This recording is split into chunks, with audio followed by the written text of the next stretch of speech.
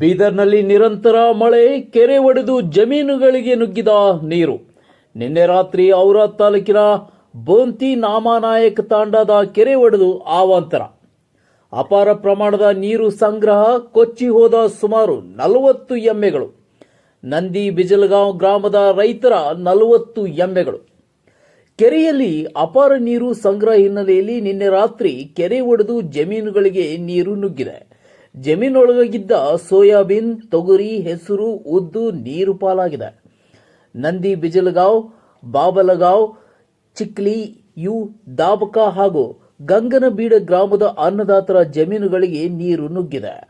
ಕೊಚ್ಚಿ ಹೋದ ಹಂಗರ್ಗಾ ಸಾವರ್ಗಾಂವ್ ನಡುವಿನ ರಸ್ತೆಯ ಸೇತುವೆ ಸ್ಥಳಕ್ಕೆ ಅಧಿಕಾರಿಗಳು ಭೇಟಿ ನೀಡಿ ಪರಿಶೀಲನೆಯನ್ನು ಕೈಗೊಂಡಿದ್ದಾರೆ. ರೋಹನ್ ಮನೋಹರ್, C9 ಕನ್ನಡ, ಬೀದರ್.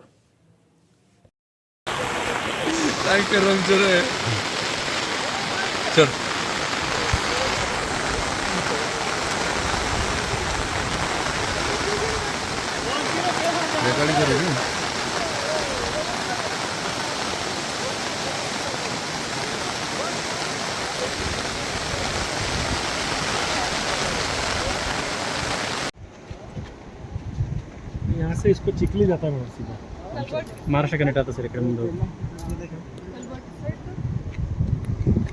ये वाला जो कलवर्ट है बीच में था,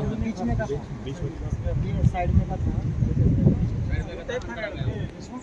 हमारा ये डायरेक्ट कनेक्टिविटी और पंचायत भी उधर ही, पंचायत हमारा चिखली है, सब टूट गया ना, चिखली मुर्गी कमाना अभी इसके साइज भी बढ़ाना पड़ेगा मैडम.